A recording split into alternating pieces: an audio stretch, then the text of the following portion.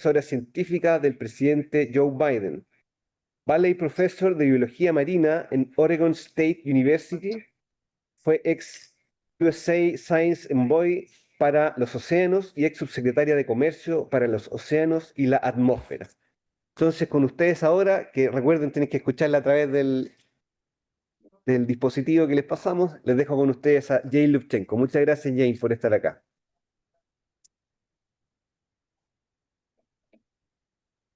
Muchas gracias. Buenas tardes. Muchas gracias por la oportunidad de acompañarlos hoy. Me siento honrado. And now I will switch to English. So thank you so much. I'm very, very impressed by this partnership that you have put together. Vincula is a really interesting experiment, and I congratulate all of you for an opportunity to exchange ideas and explore the intersection of science and democracy. This is such an important, such a topical subject. In my view, informed citizens and informed elected officials are really the center of a vibrant democracy. And that becoming informed does not just happen accidentally. It's something we need to work toward. And exchanging ideas about how it works in different places can help all of us become better. Science plays a key role in society. And what I'd like to do today is touch on 4 different topics.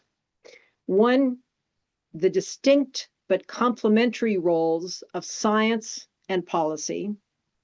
2, the way in which the United States tries to ensure that science can inform policies made by the executive branch in the US government.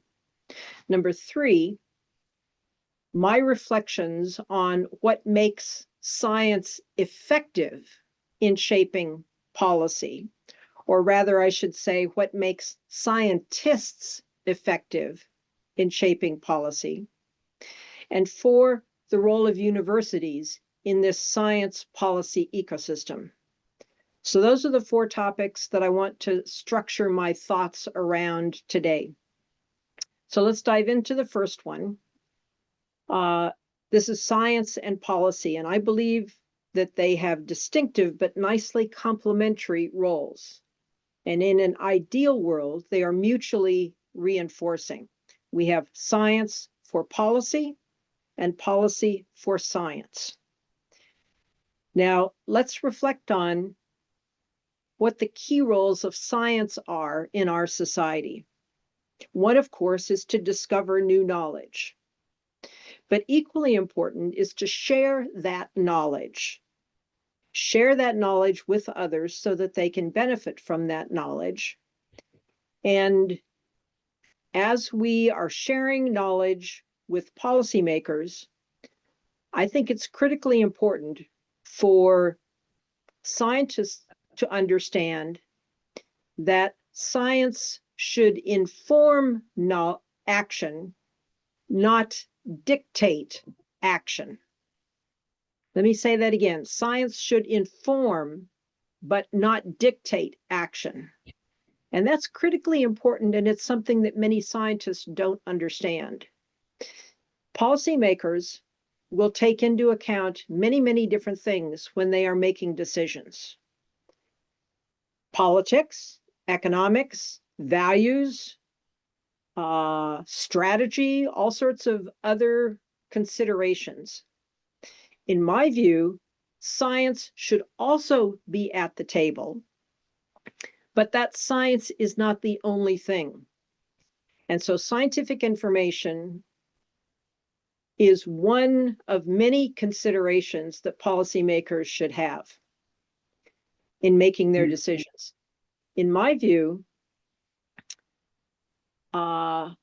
oftentimes science is not at the table, and we can ask, why is that the case?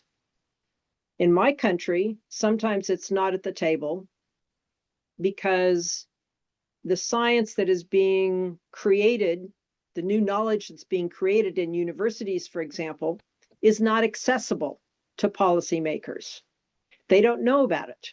Or if they know about it, they don't understand it because it's too technical, too much jargon. Or even if they know that it's there and understand it, it may not seem relevant.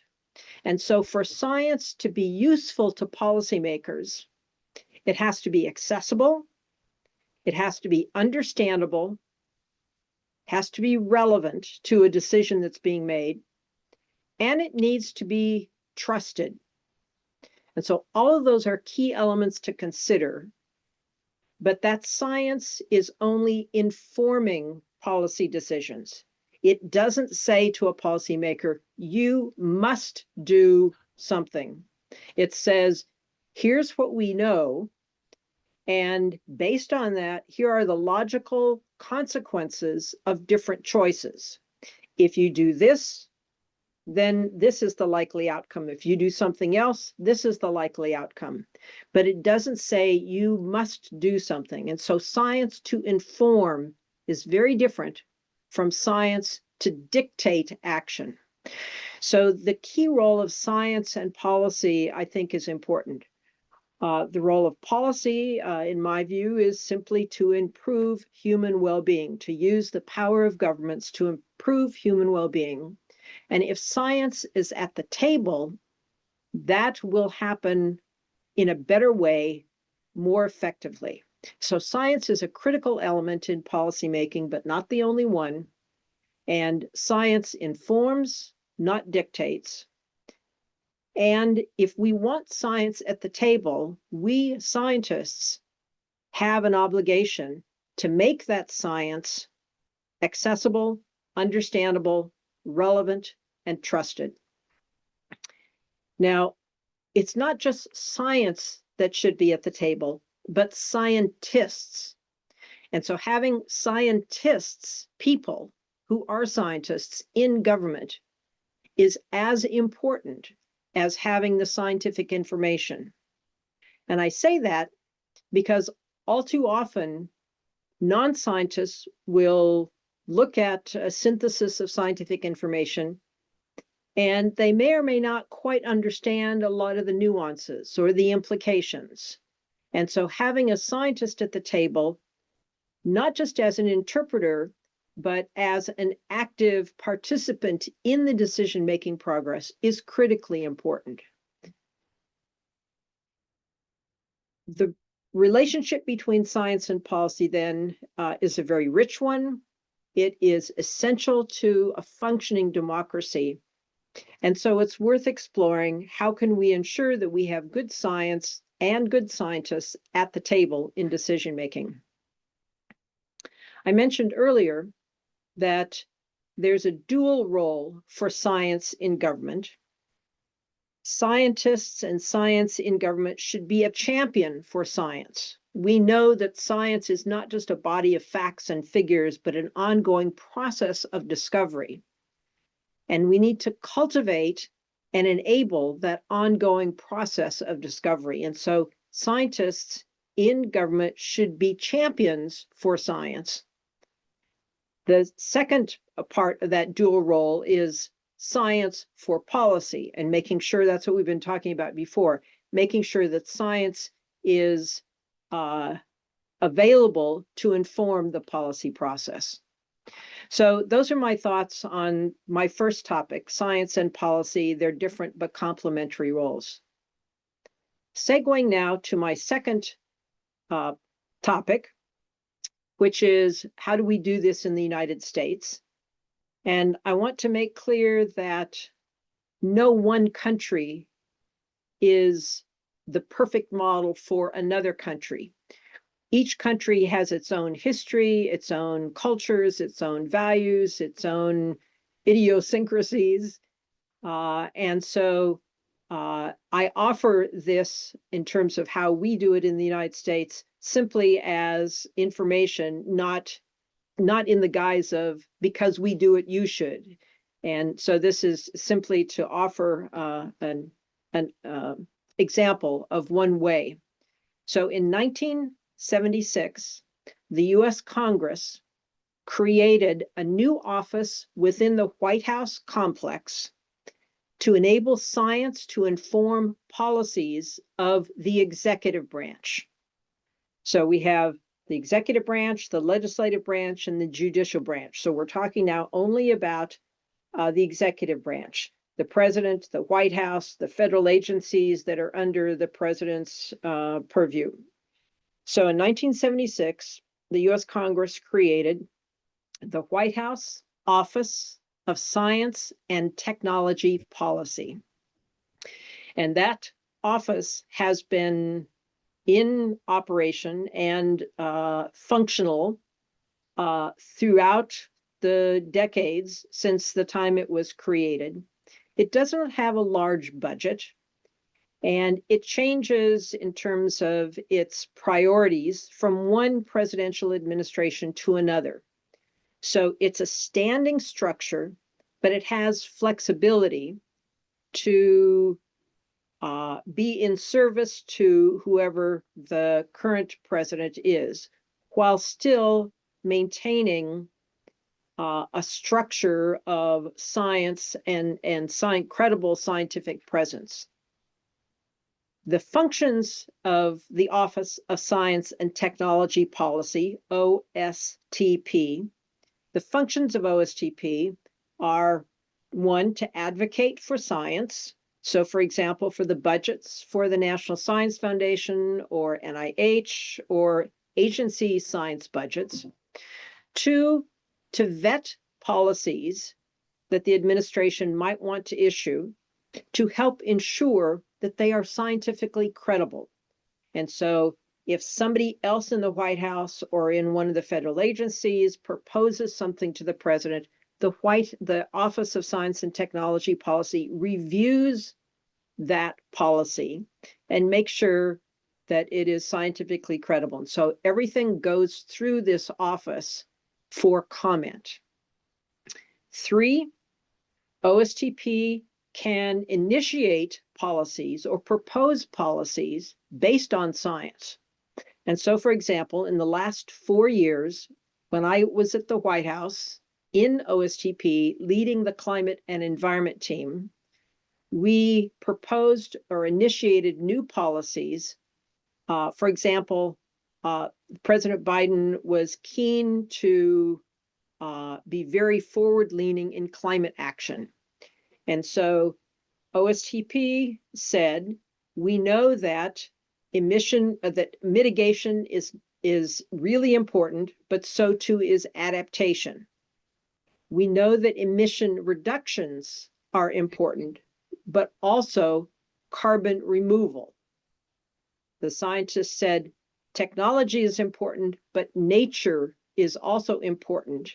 And so nature-based solutions were part of our portfolio. We also said that land-based actions to reduce emissions and adapt are important, but so too are ocean-based climate solutions. And so OSTP enriched the action on climate change in ways that would not have happened without the scientific voices saying mitigation plus adaptation, emission reductions plus carbon removal, technology plus nature, land plus ocean. Another example, our climate and environment team at OSTP said, in addition to climate change, loss of biodiversity, loss of nature on land and in the ocean is a global crisis and is as important to our future as is climate change. And so we elevated the importance of nature and many actions to address loss of biodiversity. We initiated natural capital accounting. We introduced the concept of natural security in the national security framework. We worked on benefit cost analysis to include ecosystem services. We worked a lot on nature-based solutions. So those are examples of some of the ways that OSTP initiated policies that the administration embraced, adopted, and acted on. Another role of OSTP is to coordinate the science across all of the different federal agencies or ministries. There's science in EPA, there's science in the Department of Defense, in Department of Transportation, in NOAA, my agency that I led in the Obama years, the National Oceanic and Atmospheric Administration. In the Department of Interior, there's science in each of those different agencies. And one role of OSTP is to coordinate across all of those agencies. And then finally, another role of OSTP is to coordinate with other White House offices, the Budget Office, the National Security Office, the Council of Economic Advisors, the Council on Environmental Quality. So a lot of coordination, initiation, and vetting. The final role of OSTP is to be a convener and to invite multiple voices from society to be providing input or to react to initial proposals that we might be considering. And so to be the point for science within the executive branch. So multiple very rich roles for the Office of Science and Technology Policy within the White House. Now this office, OSTP, I want to say a little bit about how it's structured and organized. The head of OSTP actually has two roles. That person is the director of the office, so they oversee all the things that the office is doing. And the second role is science advisor to the president. Now, the law that set up OSTP only makes the head of OSTP the director. That's a congressionally mandated role. The president can decide if he or she, if we have a she, if he or she wants a science advisor. Many, but not all presidents have had a science advisor, and it is the head of OSTP. So two potential roles, one of which is determined by Congress and one is at the discretion of the president. So all of this is to say that this is a structure to provide stability across administrations, but also flexibility so that the policies and the actions and the focus can be tailored to each new administration. And so OSTP changes from administration to administration in terms of how large it is, what priorities it has, et cetera. Under President Biden, OSTP had a series of teams. There's a technology team, national security, science and society, climate and environment, health, energy, and industrial innovation were some of the teams that we had at OSTP. That was pretty similar to what was the case in the Obama administration. In the current administration, it's much smaller, slimmed down, and focused on many fewer topics. The people that staff these teams, OSTP does not have a large budget. And so each person in charge of a team, like I was for climate and environment, bring in people from federal agencies or from academia or from think tanks. And so we kind of beg, borrow, and steal people from all over. My team, climate and environment, was about 20 to 25 people on a steady state, but over 4 years, it was about 60 different people. About half of them were from academia, half of them were from federal agencies.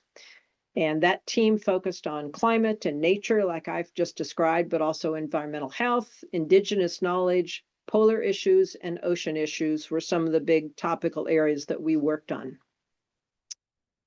Under President Biden, the OSTP was a cabinet level position. And so the head of OSTP, the director, who was also the president's science advisor, served in the cabinet. That was the first time ever, and it makes a statement that science is really at the table at the highest level in the US executive branch.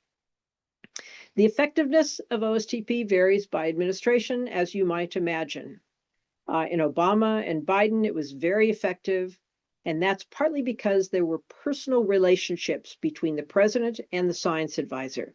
Knew each other, liked each other, comfortable with each other, felt comfortable interacting very frequently. And that's an ideal kind of relationship. In other administrations, it is less powerful, but can still play a key role. So that's my second topic of how the US tries to ensure that science is at the table and scientists are at the table in the executive branch. I'm going to segue now to my third topic. Based on my experience in the White House and running a federal agency, NOAA, what are the elements for success? What does it take to have an effective relationship between science and policy? Number one, in the case I just mentioned of OSTP, having a really strong scientist who brings credibility and good leadership and management experience and has a personal relationship with the president are all really strong contributors to success. Secondly, it takes scientists who understand the policy world. And most scientists in academia do not understand the policy world. It's a world unto itself. It has a different rhythm, different values, different processes, different lingo, language. And so scientists, if they want to operate in the policy world, need to learn how to be effective in that world, how to do things like, well, I tell my students that they need to learn to become bilingual in the sense of speaking the language of science, but also speaking the language of non-scientists who are policymakers. And those are different languages.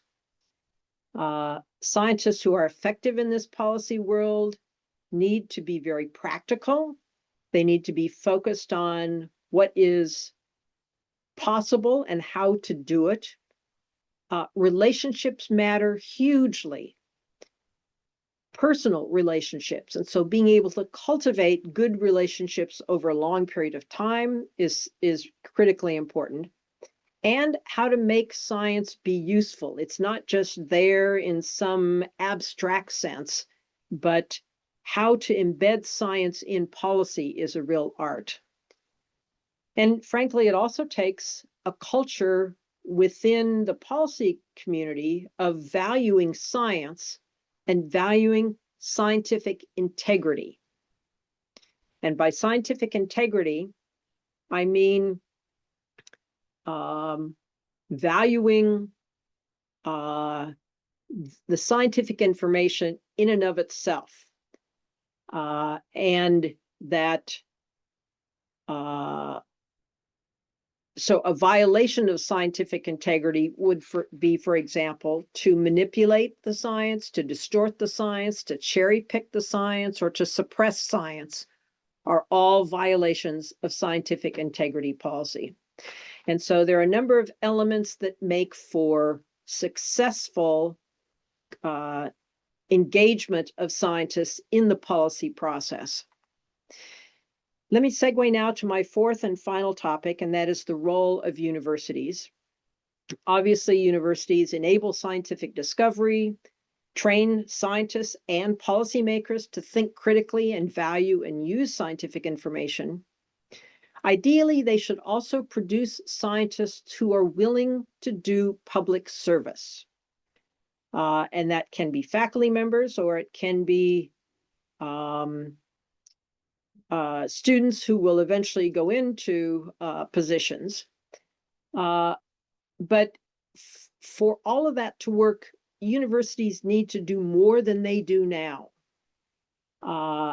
And it's not just universities. There are other players in this larger ecosystem. Professional scientific societies or national academies can all play key roles.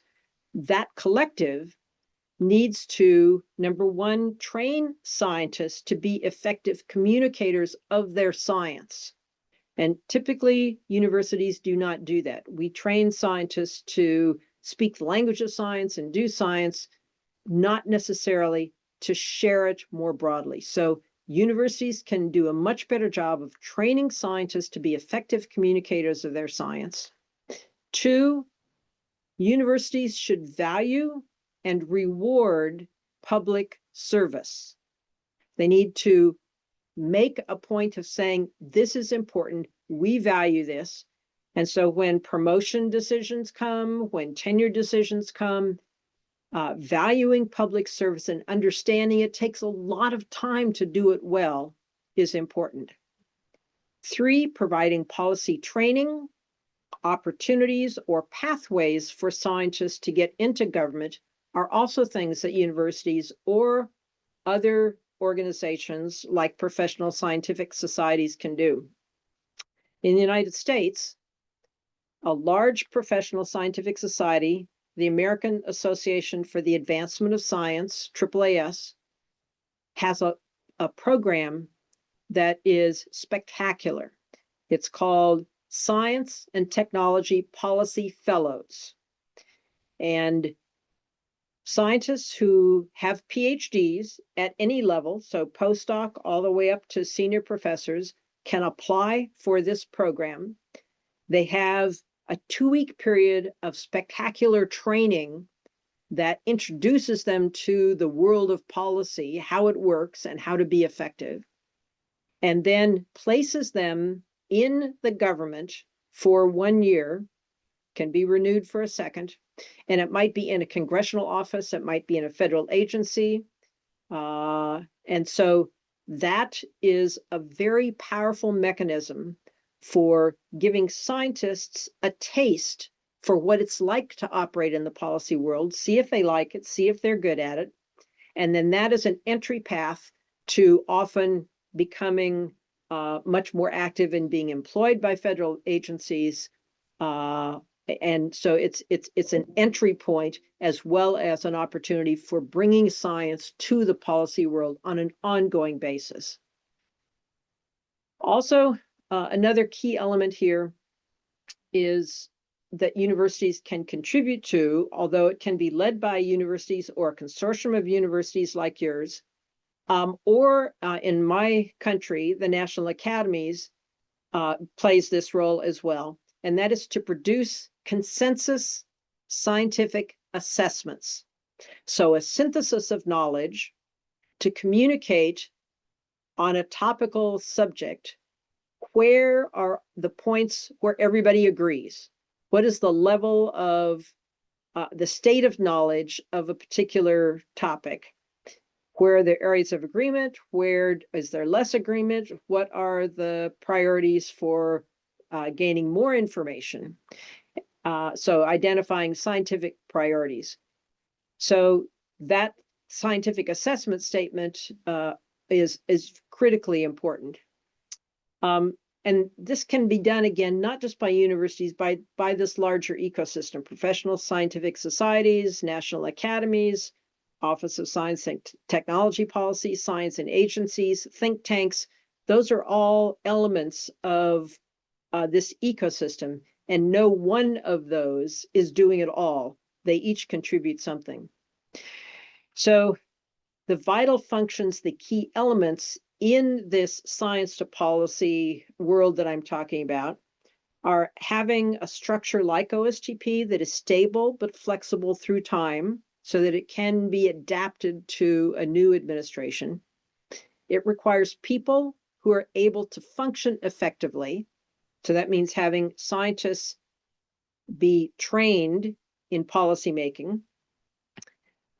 It means also scientists who are in that policy world sharing that with others success breeds success and can inspire others. And so making public what they are doing within universities, giving talks, for example, or teaching courses are ways to share with younger scientists how important it is and how to do this. And I think, let me conclude simply by saying that as scientists are operating in this policy world, it's really important to continually remember that the reason that we want science informing policy is not just to say that science is there, but because it makes policy better. And to focus on why does it matter for people is critically important. So often scientists simply get caught up in saying, well, the science, this should be science-based. Well, yes, it should, but why? And so focusing on the so what, why does it matter to people is important. So those are a few reflections on my 3 different topics that I wanted to share with you. Just to summarize, I talked about the complementary but different roles of science and policy. Secondly, the way the U.S. structures science in the administration, in the executive branch. Third, what makes for effective science in shaping policy. And then 4, the role of universities in all of this. So I hope that that is useful. I look forward very much to conversations and reflections of the panelists. I want to thank you so much for the opportunity to share these thoughts with you. And with that, I will conclude my formal remarks. Gracias, muchas gracias.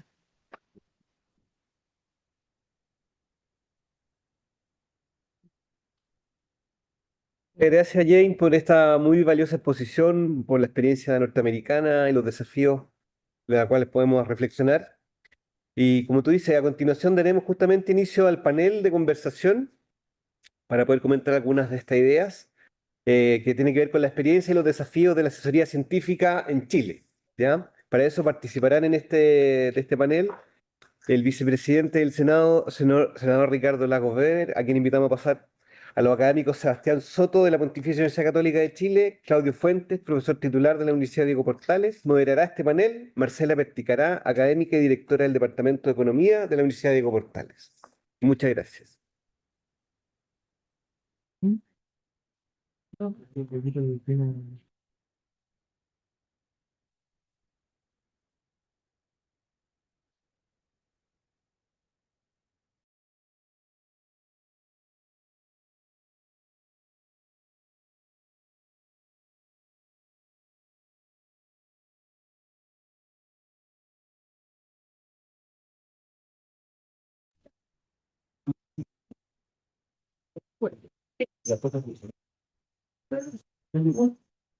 Bueno, muy buenas tardes a todos y todas. Para mí es un gran honor dar inicio a este panel de conversación en el marco de la 6ª versión del ciclo Charlas Magistrales Ciencia y Democracia de Ventura.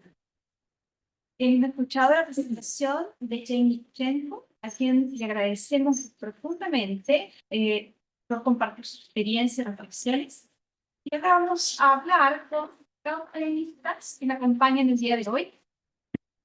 Aprendizaje sobre cómo la ciencia puede navegar en estos contextos controversiales entre política y academia, ¿no? ¿Quién nos acompaña hoy? Nos acompaña Ricardo Lagos Weber, del Senado, integrante de la Comisión de Medio Ambiente, Cambio Climático y Bienes Nacionales, y de la Comisión de Hacienda. Es abogado de profesión, con estudios en economía política en la Universidad de Sussex. Ha tenido una destacada trayectoria en el servicio público, incluyendo su rol como ministro secretario general de gobierno durante el primer gobierno de la presidenta Michelle Bachelet. Nos acompaña también Sebastián Soto, profesor de Derecho de la Pontificia Católica Universidad de Chile e investigador del Centro de Estudios Públicos, y nuestro propio Claudio Fuentes, cientista político, profesor de la Universidad Diego Portales y especialista en procesos democráticos y participación ciudadana. Bueno, y como dijeron, mi nombre es Marcela Perticara, soy economista, para bien o para mal, y directora del Departamento de Economía acá en la Universidad Diego Portales. Muchísimas gracias a todos por estar acá. La idea de este panel es conversar sobre la experiencia nacional e internacional en el uso de evidencia científica para formular políticas públicas, identificando habitantes, obstáculos y ciertos caminos difíciles que podemos tomar, que a menudo están marcados por la polarización. Chile, en cierto modo, es un país a destacar en el uso de evidencia, la definición de políticas públicas. Tiene una institucionalidad que se desarrolló mucho antes que nosotros en Latinoamérica. Y en este sentido, lo que tengo en mente preguntar a ustedes es cómo ustedes ven el rol que la evidencia y el conocimiento de investigación ha tenido en este proceso de formulación y debate de regulaciones nacionales, también inclusive puede ser en la región, más allá de la institucionalidad. ¿Creen que ha sido efectiva o si hay ciertos aspectos que han obstaculizado esta transición o que han hecho algo más virtuoso? Si quieren, podemos comenzar, ¿les parece? Por el senador primero, y luego seguimos con Sebastián, y luego con Claudia, ¿les parece? Y luego cambiamos el orden. Gracias, Marcela. Hola, ¿qué tal? Buenas tardes, ¿se escucha bien? Sí. Ya, bien. Gracias por la invitación. Me preguntaba cuando llegué, que llegué un poquito antes, me agradecían por haber venido, y la verdad que cuando vi el título de la invitación, capturó la atención. O sea, tuvieron éxito desde ese punto de vista, porque mi experiencia de 15 años en el Senado, habiendo sido ministro y además habiendo trabajado durante 10 años en procesos de negociación económica internacionales, donde el tema del comercio, el tema de la salud, el llamado principio precautorio, era un tema. Yo soy una persona muy mayor, está hablando de fines de los 90, ese era... No te rías por eso. Lo que quiero decir es que estoy hablando a mediados de los 90, 95, 97, el tema del principio precautorio, desde el punto de vista comercial, era mirado hoy, 2025, me parece que la aproximación que tenía lo público, yo era un funcionario, representaba a la Subsecretaría de Relaciones Económicas Internacionales, negociaba por Chile el acuerdo con Estados Unidos, la PEC, la OMC.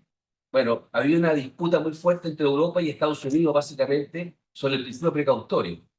Entonces, aquí voy con esto, y después voy a hablar de eso porque tengo muchas cosas que decir, porque a partir de la intervención de la presentación de la profesora Jane, es que esto ha cambiado radicalmente.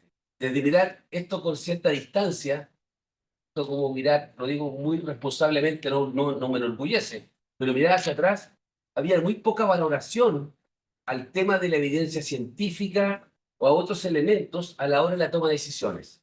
La profesora fue muy clara que dijo, no basta, la ciencia no puede ser el elemento rector fundamental porque hay que introducir otras variables. Habló valores, habló de intereses comerciales, habló de prioridades también, o urgencias, que compiten a veces con la, si me permiten, la razón científica. Y eso que, por eso me fui hacia atrás, a mediados de los 90, era más, casi inexistente, por así decirlo, por lo menos las latitudes donde uno se desenvolvía. Bueno, en otras latitudes era más fuerte. La Unión Europea tenía una marcada preocupación en ese tema, como política pública me refiero, que también obedecía a sus intereses comerciales. Pero dicho eso, del año de mediados de los 90 a hoy, esto ha cambiado radicalmente. Y más allá, como dice Marcela, de la institucionalidad que tenemos, yo percibo desde la experiencia propia que recurrentemente, en los últimos 10 años, muchas decisiones que se toman a nivel de legislación, por ejemplo, los debates, se requiere la opinión de expertos, ¿ya? Y ahí podemos entrar a desglosar las propuestas o la presentación de la profesora Chenko, porque una cosa es consultar expertos, que me parece razonable, y la otra pregunta es, ¿cómo se hace ese proceso de consulta? ¿Qué parte de la academia yo voy a golpear la puerta? ¿Está diversificada esa academia? ¿Hay una mirada de consenso en la academia? ¿Están representadas las regiones de Chile, que es un tema muy central para nosotros? ¿Son los mismos de siempre, entre comillas, que van a presentar? Tal vez son los que son los más conocidos, tal vez que tienen más publicaciones. no quiero culpar su juicio. Entonces, pero todo esto yo lo miro como un plus positivo. Entonces, para resumirte, podría hablar más, pero había un cambio sustantivo en los últimos 30 años. Sigue siendo insuficiente a mi juicio, pero creo que hay que escuchar, que hay científicos, me imagino, ya, no solamente economistas y abogados, en que hay que entender también de que la opinión informada es muy fundamental para la toma de decisiones, pero en el minuto de la toma de decisiones está equilibrada o está teñida de otras variables que son importantes. La temporalidad de las cosas, la urgencia de los temas, los valores a veces, las prioridades y los intereses. Intereses ya sea más mezquinos o intereses nacionales. Entonces, la dejo planteada así y tengo más cosas, pero... Varios de que tenemos... Bueno, muchas gracias, Marcela. Quiero partir agradeciendo a la Universidad de Portales por la oportunidad de conversar estos temas tan relevantes y agradecer también a la profesora Jane por su magnífica presentación. Yo, conectando con lo que señala el senador, a mí me parece que si nosotros miramos, como bien lo hiciste tú, en los últimos 30 años, podemos intuitivamente sostener que ha habido un debilitamiento de la importancia de la evidencia en el proceso de deliberación política. Y yo creo que hay múltiples factores que inciden en ello. A mí me gustaría plantear solo tres simplemente para la discusión.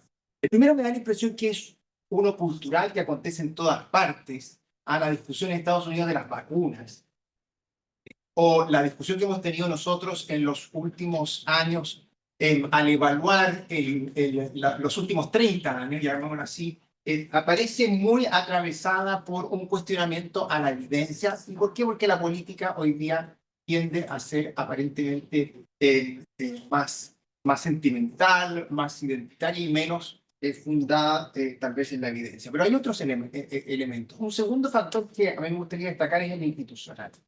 Hay un magnífico texto de Cass Sunstein, que fue director de la OIRA en la Casa Blanca de Obama, que es un profesor de Derecho Harvard muy importante, que tiene un paper que se llama que el Poder Ejecutivo es el poder que más sabe.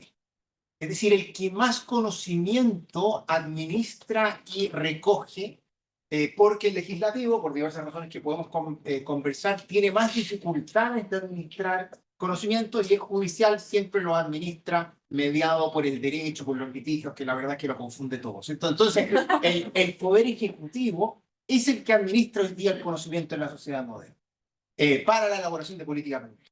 Pues bien, el Poder Ejecutivo tiene mucho problema para administrar ese conocimiento, y lo que nos decía la profesora, aquí a nosotros nos queda bastante lejos. Pensemos tan solo en el modo como fluye la información que está en los distintos servicios.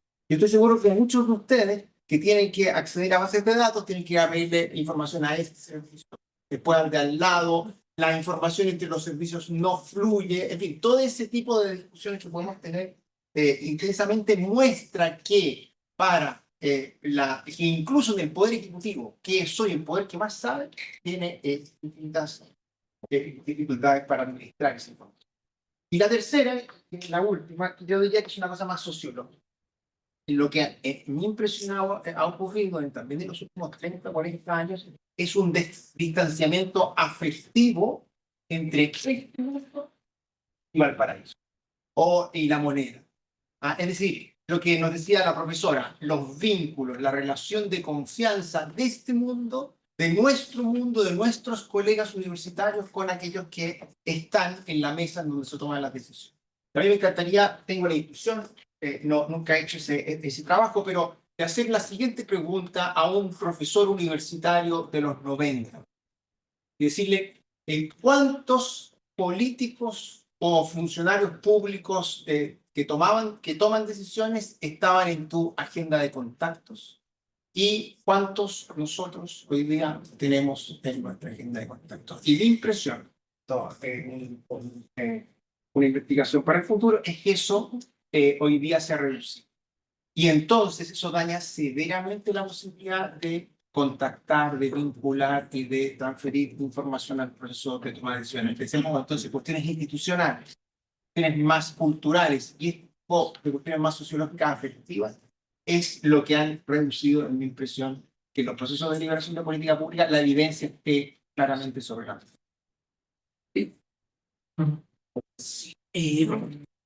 Bueno, primero gracias por la invitación también, y yo voy a hablar desde la perspectiva de la producción de conocimiento que hemos hecho con algunos colegas y adicionalmente de alguna experiencia, particularmente en el vínculo con el Poder Legislativo, que es donde yo he participado más, por lo menos en algunos debates en las últimas décadas.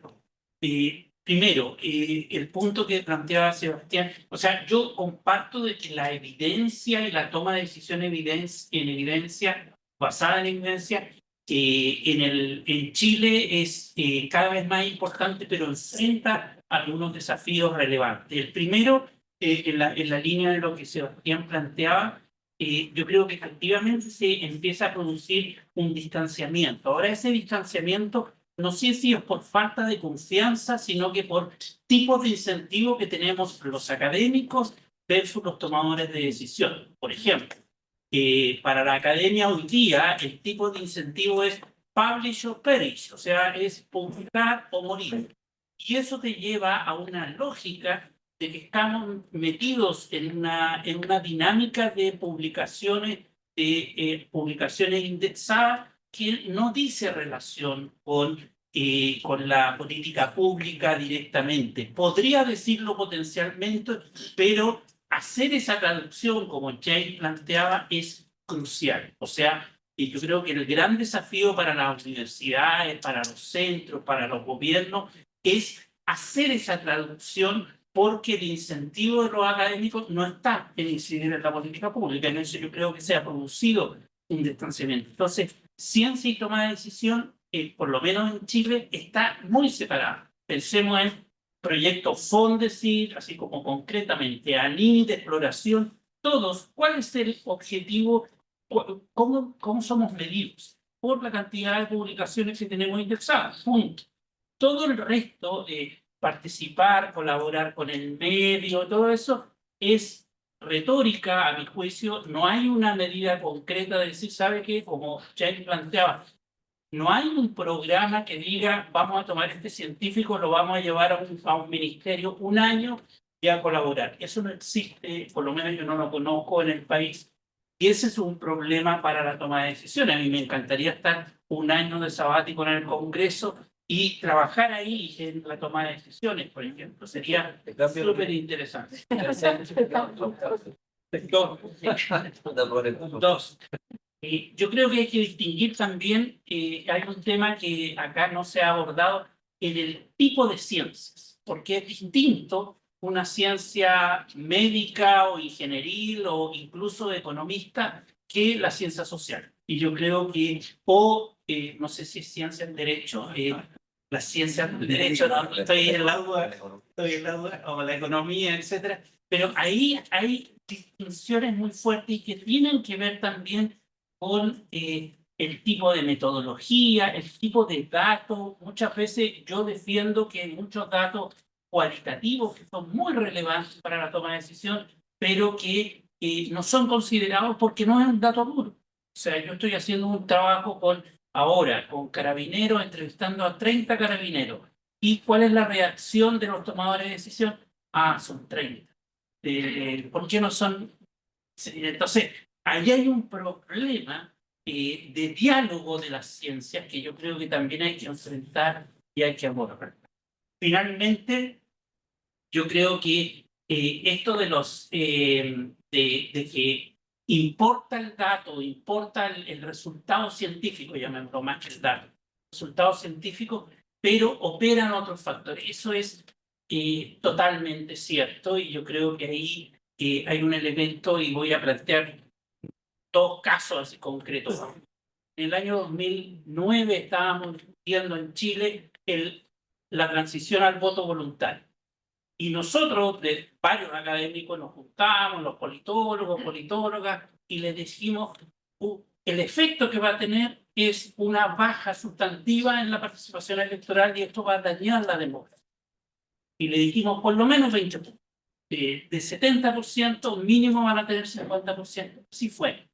Fue así. O sea, y eso no es intuición, no es ganas y defensa ideológica, es dato. Estadísticamente, la participación electoral con voto voluntario baja y está mostrado. Y sin embargo, fuimos al Congreso, 2 comisiones y era ciega la conversación, o sea, no era ciega, era sorda, ciega y muda. No se podía dialogar en un tema tan en donde dominaban otros intereses. O sea, ahí hay un caso concreto.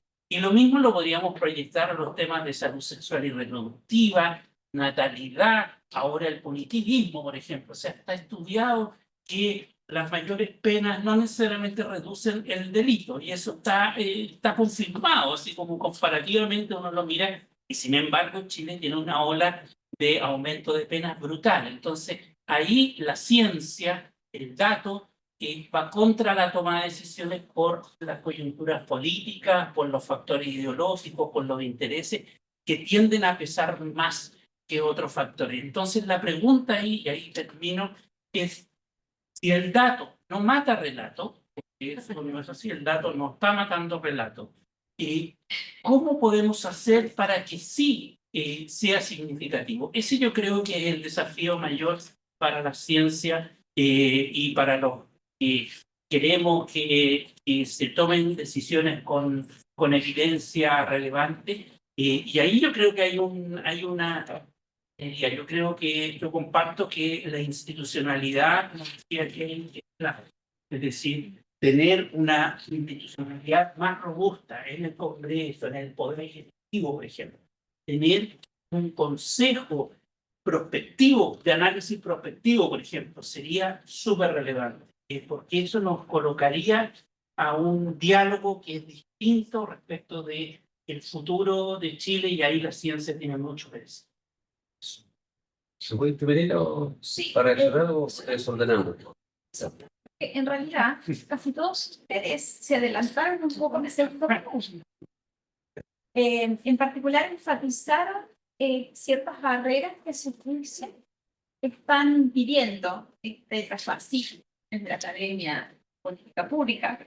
Ya me había hablado a grandes rasgos de el tema de tener acceso, de que el sector político tenga acceso al conocimiento y también de que nosotros seamos capaces de traducir correctamente nuestras experiencias para que se entiendan, ¿no? En un lenguaje tan académico.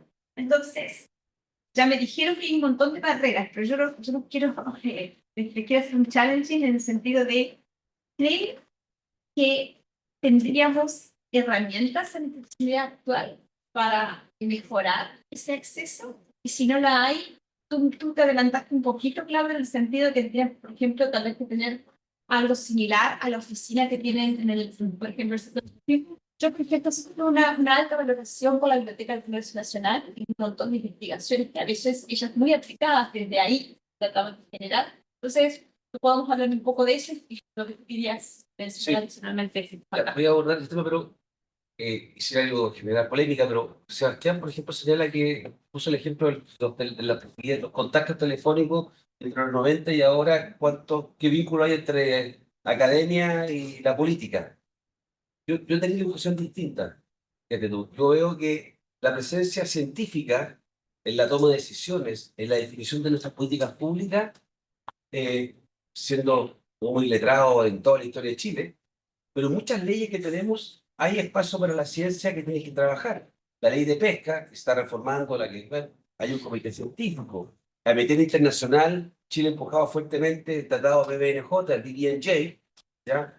Hay un comité científico que va a tener que trabajar en eso. O sea, Chile tiene una política exterior en materia de no a la minería subterránea, en tanto no tengamos información incluyente de la ciencia respecto al daño y los efectos de la externalidad negativa que tiene esta explotación marina.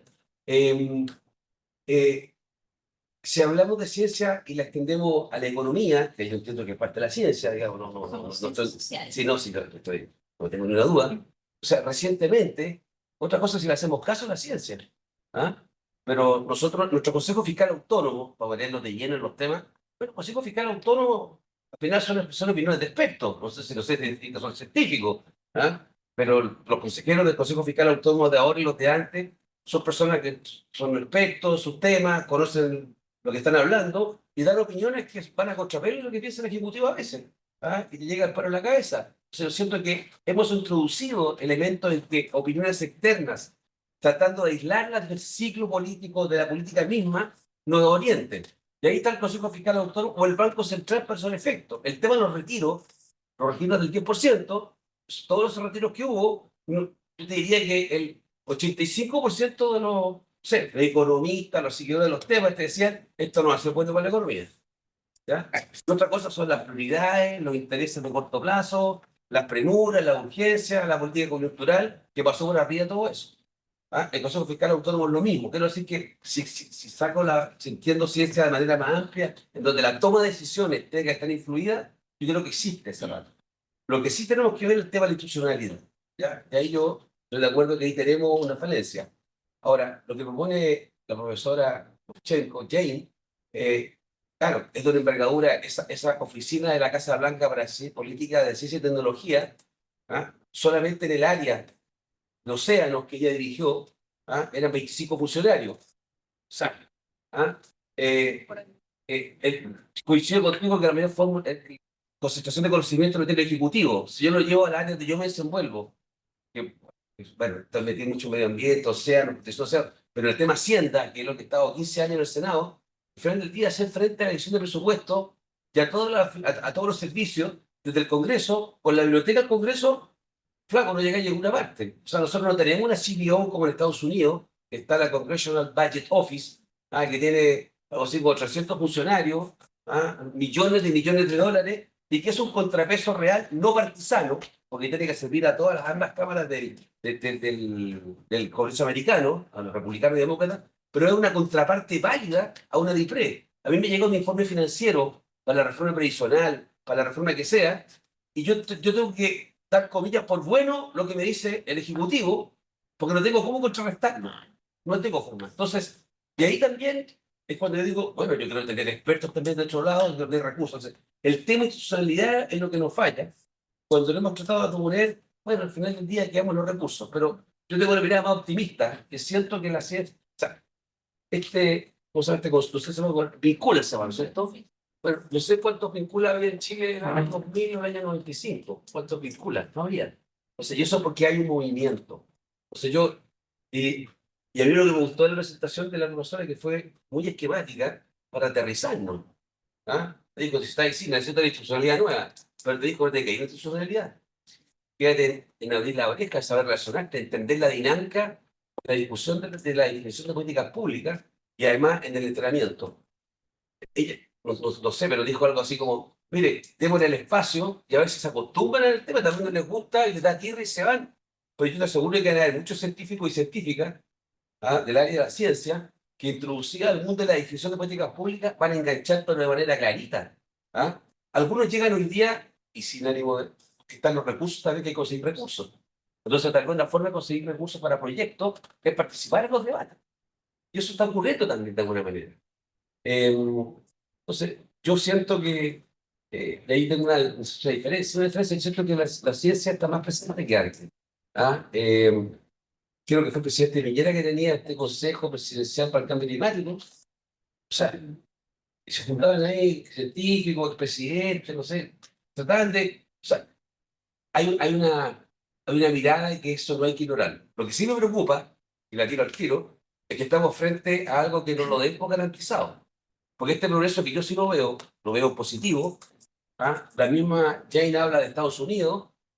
Yo no quiero saber el tamaño que debe tener hoy día esa oficina de la Casa Blanca sobre ciencia y políticas públicas sobre ciencia y tecnología bajo la actual administración.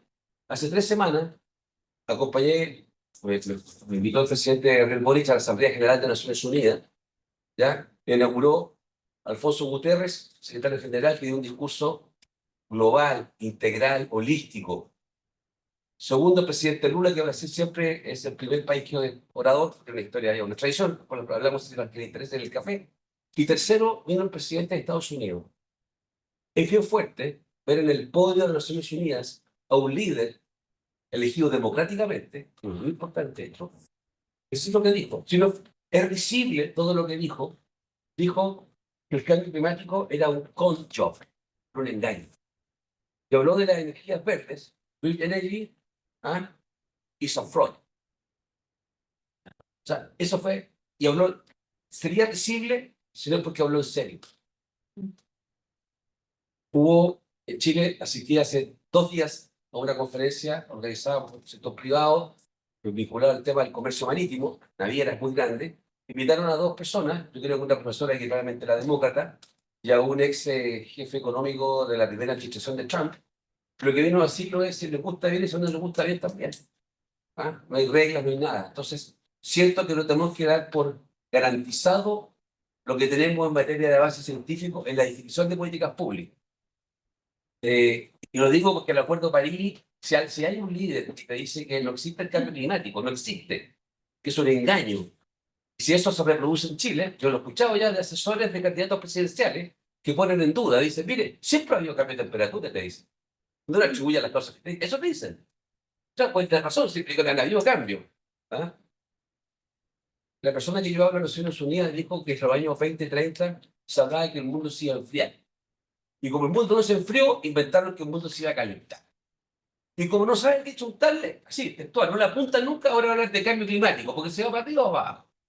Eso que uno lo siente visible, eso significa que no hay recursos para la investigación, que da lo mismo en consecuencia a lo que vamos a hacer, que da lo mismo avanzar en energías renovables, que hay que seguir apoyando entonces los combustibles fósiles y el carbón, y hay que entrar con la minería subterránea. Así. Y a partir de ahí, entonces, mi pregunta es, yo necesito una institucionalidad también en nuestro país para hacer frente a evitar los retrocesos. Yo nunca pensé que iba a pensar que iba a tener que evitar los retrocesos de la ciencia, porque hace 40 años, aquí en talleres científicos, había todavía voces, yo me acuerdo, que ponían en duda, pero yo tengo la impresión, o les pasaron máquinas, o se convencieron, y hubo un consenso en la ciencia mayoritariamente, de que había un efecto de cambio climático consecuencia nuestra, generado por nuestras conductas.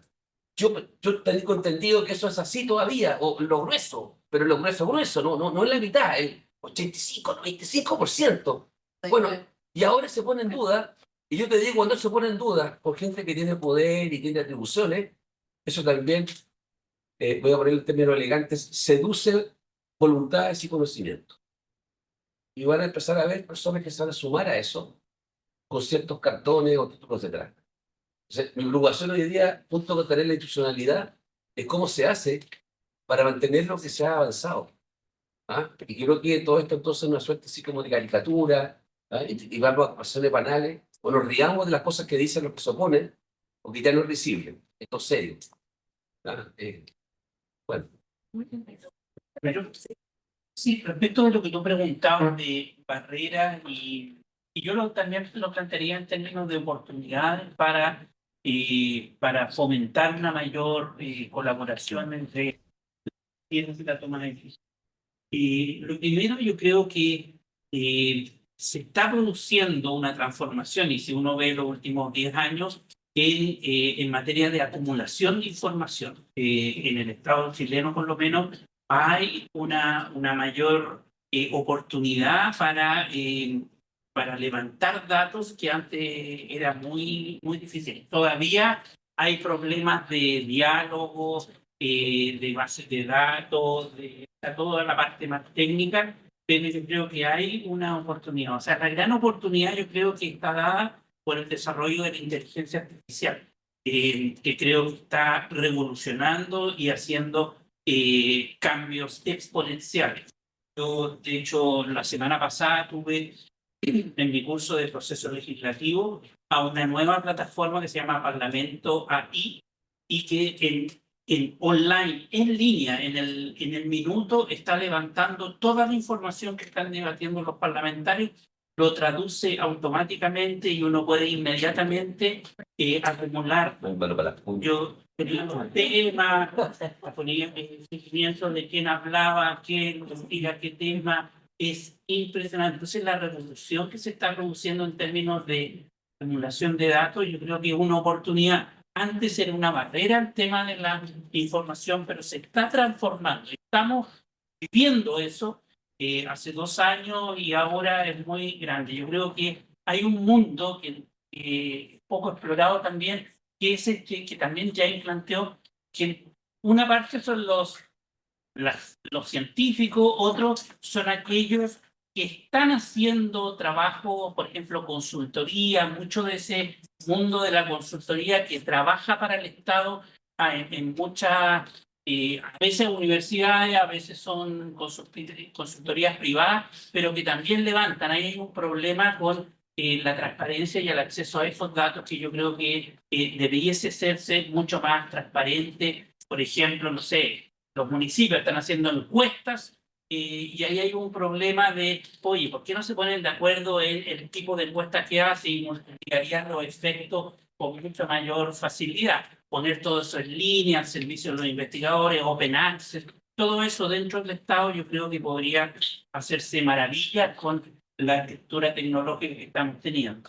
El tercer elemento tiene que ver, o segundo, no sé, es que yo creo que, no sé si es un problema, yo creo que no es un problema de recursos del Estado. Tenemos los centros de interés nacional, los institutos milenio, exploración, fondos, tenemos una gran batería de proyectos, megaproyectos por 10 años.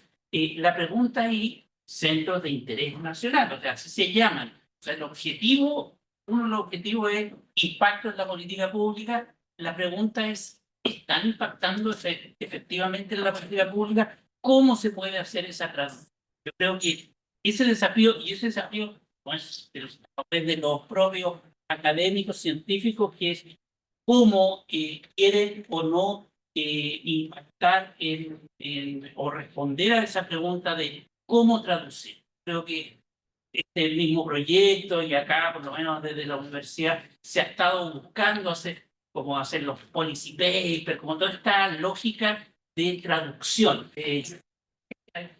Un poco más y desarrollar y entender muchas veces qué quiere, por ejemplo, un legislador en términos de la toma de decisiones. Muchas veces cuando a mí me han llamado para comisiones, el legislador me llama y me dice, oye, estoy estudiando esto, quiero que tu opinión sobre esto y esto otro. Y ahí uno es mucho más claro que ir a opinar así como en amplio sobre una cosa muy vaga. Y finalmente yo creo que en temas de recursos, uno sabe que el 0,3, 0,4% del PIB se dedica a ciencia, es muy bajo, ya, ok, que es verdad, pero yo creo que además, ¿qué pasa con el mundo privado? Yo creo que en Chile una de las características, a diferencia de Estados Unidos, es el poco involucramiento del mundo privado, salvo algunas universidades, con la ciencia, con el desarrollo científico y el impacto. Ese vínculo yo creo que hay que explorarlo mucho más porque es fundamental y en los países que han avanzado conocimiento, Finlandia, Noruega, el vínculo Estado-privado-universidad ha sido fundamental. Si no, no aplicaríamos Nokia, no aplicaríamos el desarrollo en Noruega, etc. Entonces, ahí yo creo que hay un clúster en el fondo de trabajo que hay que desarrollar. Bueno, a mí me parece que para intentar seguir el diálogo, voy a tratar de dividirlo en cuatro puntos. En primer lugar, la evidencia, y ahí conectar con lo que decía el senador. Claro, es verdad que institucionalmente puede ser que nuestro país se haya dado se haya dado una participación institucional de la ciencia en alguna medida en los procesos de toma de decisiones. Pero hay una cosa que es evidente y que yo creo que nosotros tenemos que tomar nota porque es un dato. Toda la experiencia que cuenta todo lo que ocurre en Estados Unidos también nos ocurre a nosotros en menor medida. Y la evidencia en nuestra agenda política está perdiendo fuerza. El mejor ejemplo son los retiros. El mejor ejemplo son los retiros. El TPP-11, todo lo que se discutió sobre el TPP-11 y las cosas que se dijeron es una muestra de que en política, lo que ocurre en la moneda y en el Congreso, la evidencia está perdiendo fuerza. Y nosotros tenemos que tomar nota de eso porque es una nueva forma de hacer política. hacia cómo va a terminar no lo sé, pero en el pasado la política era un poco más contenida en torno a eso. Hoy día me da la impresión de que no lo es. Ahora, demos un paso más a la pregunta. Yo creo que aquí hay dos variables concretas. Una es la mirada institucional. Y obviamente la mirada institucional, el CFA es un excelente ejemplo. El Consejo Fiscal Autónomo, porque es el único servicio público en Chile. Es un servicio que no tiene poder de veto, no tiene atribuciones, no tiene dientes. Lo único que tiene es persuasión. Persuasión por vía de la legitimidad. Y entonces le habla a los senadores, le habla al gobierno, pero no tiene un poder de veto como para decir eso no. Eso es muy importante en nuestra fórmula de deliberación, que existe en muchas otras partes del mundo y nosotros tenemos muy poco. En el Congreso, por ejemplo, yo tuve la oportunidad hace algunas décadas de trabajar en el Congreso de Estados Unidos con un senador por varios meses, y ahí hay toda una institucionalidad para que el conocimiento experto fluya hacia quien toma la decisión. Era un staff de 30 personas.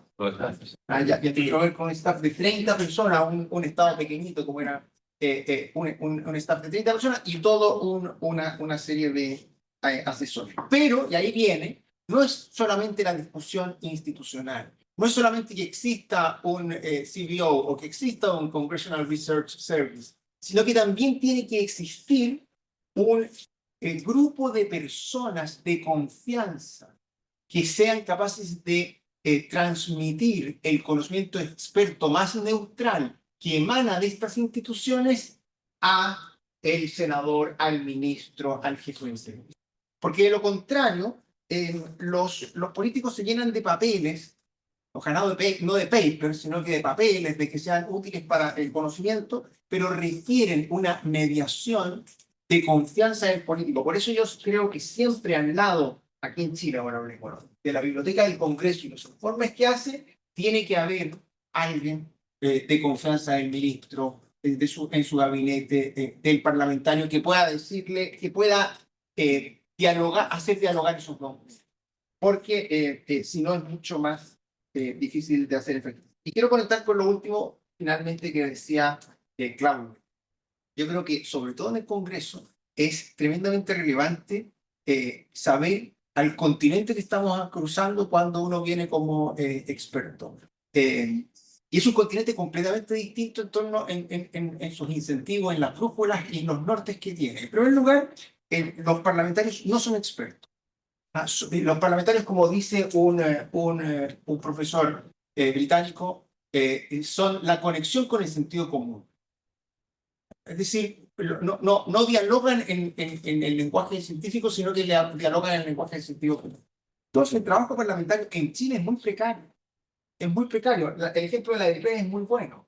Es decir, sí, el Ejecutivo tiene mucho más conocimiento para poder informar y confundir. Por lo tanto, el parlamentario también ahí requiere Informar y confundir. O ser económico con la verdad. Claro.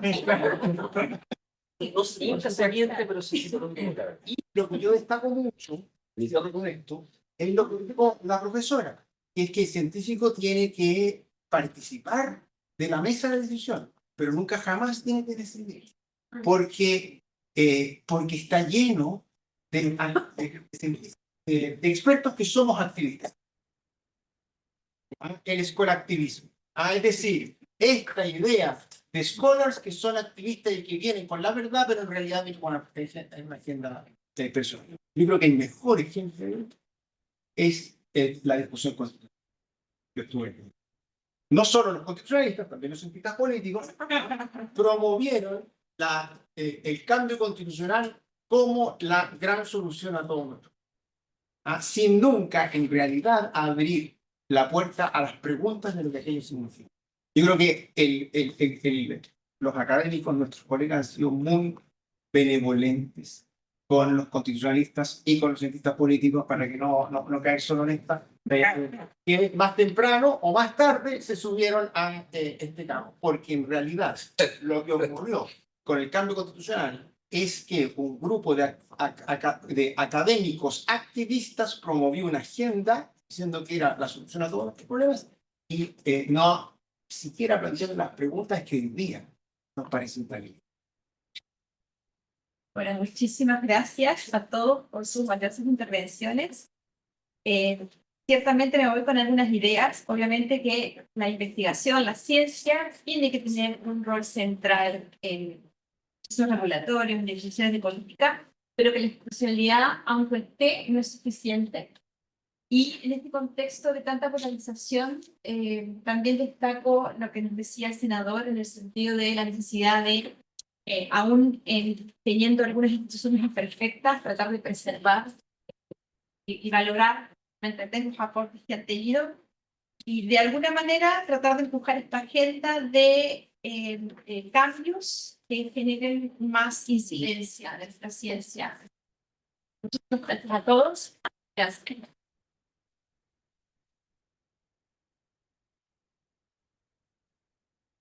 Con la participación del senador Ricardo Lacopé, Sebastián Soto, Fuente y Marcela practicarán este panel de conversación. Nos dio bastantes luces, desafíos, controversias sobre el estado del Estado, la asesoría científica en Chile, el desafío futuro. Quisiéramos preguntarle a la profesora Jane Lutchenko si tiene algún comentario breve respecto del panel, para aprovechar de despedirse de la audiencia.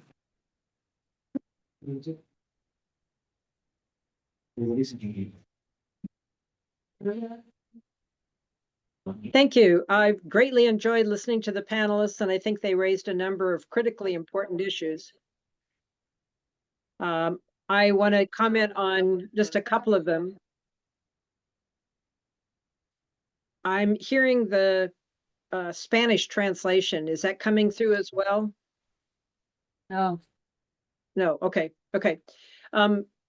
One comment I have is I just want to acknowledge the crazy times here in the United States, but also note that a time of great challenge is also a time of great opportunity.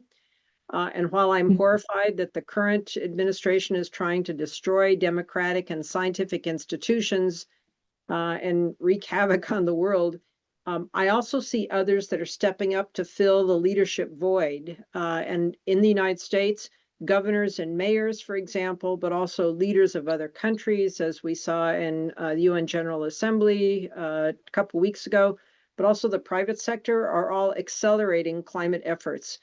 And their actions are really grounded in science, but also in economics and public welfare. And so I want to just acknowledge the dynamic nature of what is underway and the importance of science informing not only leadership in the US, but leadership at multiple levels and around the world, and connecting it to what people are actually experiencing in terms of extreme weather, but also economic opportunities, for example, with renewable energies.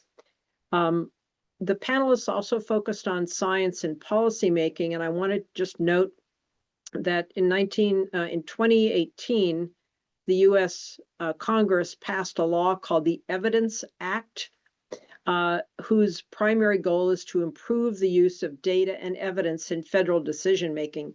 And so that Evidence Act might provide some good food for thought, an example of how to address some of the problems that were raised. And then finally, I just wanted to underscore so the senator was talking about the need to have access to scientific advice.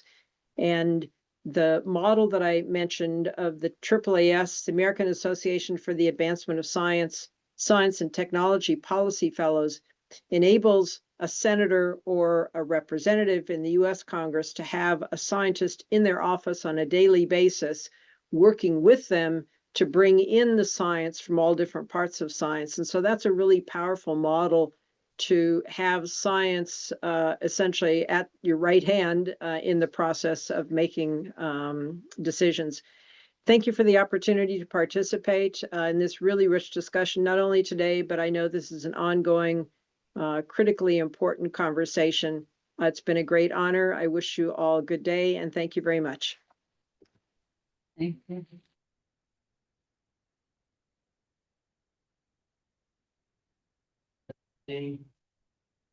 Igualmente la conversación y a continuación, y para cerrar esta actividad y dar unas palabras de cierre, Maite Desea, vicerrectora de Investigación e Innovación de la Universidad Diego Portales, dará unas palabras. No sé si. No se asuste, va a ser muy, muy breve, creo que estamos muy pasados la hora. Bueno, quería partir agradeciendo a inspiradora charla sobre el rol de la ciencia en la formación de políticas. También conocer la experiencia de Estados Unidos, también nos abre a ideas. Pero lo que me interpeló más quizás en nuestra posición de universidad es el rol de la universidad también como instituciones que permitan y promuevan que sus científicos participen de la elaboración de las leyes y de las políticas públicas. Por lo tanto, también nos quedan como universidades con el desafío de una tarea por delante. Quería agradecer también al panel, al senador, a los profesores Soto y fue la profesora Marcela Verticará por el panel y por conocer un poco lo que está pasando en Chile en estos temas tan importantes. Creo que este tipo de actividades que la Red Vincula está organizando, estas charlas magistrales, nos ayudan a contribuir más en fortalecer estos puentes entre la academia, la política, digamos, la ciencia y la democracia, y